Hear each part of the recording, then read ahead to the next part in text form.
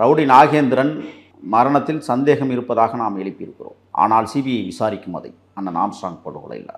ஏன் அதை இங்கே ஒன்றா திணிக்கிறேன்னு நீங்கள் நினச்சிக்கிறீங்க? 1500 காவலர்கள் ஒரு ரவுடிக்காக குவிக்கப்பட்டிருக்கிறது. ஆனால் 10,000த்திற்கும் மேற்பட்டவர்கள் கலந்து கொள்கிற கூட்டத்தில் 500 பேர் 606 பேர் கணக்கு சொல்கிறீங்களே, எந்த அடிப்படையில்? இது என்ன முரண்பாடு? ஒரு ரவுடியை பாதுகாக்க, ஒரு ரவுடியினுடைய பிணத்தை பாதுகாக்க 1500 போலீஸ்ன்னு சொன்னால் மக்களை பாதுகாக்க 500 போலீஸா?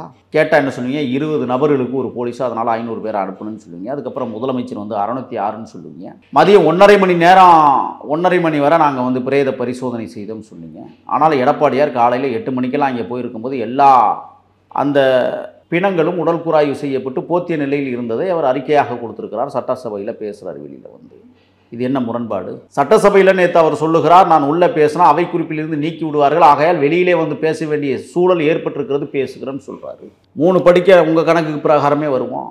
3 படுக்கையில் பிரேத பரிசோதனை செய்கிறார்கள் என்றால், பிரேத பரிசோதனை செய்வதற்கு முன்னால் மருத்துவர் எந்த மருத்துவர் செய்கிறாரோ அந்த மருத்துவருடைய ஆலோசகர் அல்லது அந்த மருத்துவருடைய உதவியாளர் ஆடைகளை கலட்ட வேண்டும். அரை மணி நேரம் அவருடைய உறுப்புகளை அந்தரங்கமாக வைத்திருப்பார். அடுத்து நிர்வாண குளத்தில் இருக்கிற அந்த பிரேதங்களை அணுவாக வெளிப்புறத்தில் சோதனை செய்வார்கள். பிறகு உள்ளுறுப்புகளை ஆய்வு செய்வார்கள்.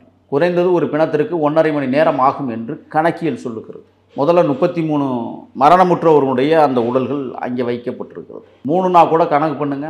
10 தடவை ஒரு பெட்டில் நடக்கணும். 15 மணி நேரம் நடந்திருக்கணும். எத்தனை மணி நேரம் நடந்தது?